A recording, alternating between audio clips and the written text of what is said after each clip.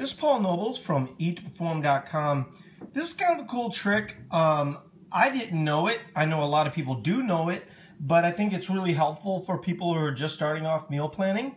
And so here's basically your container that you're going to pour stuff in, right? So you get your food scale, and then you can set it to 0 by just hitting the on-off button, right?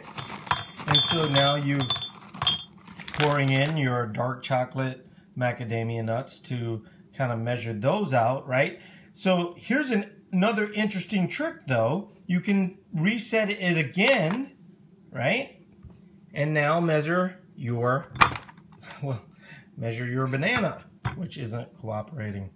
And I think this is really helpful information.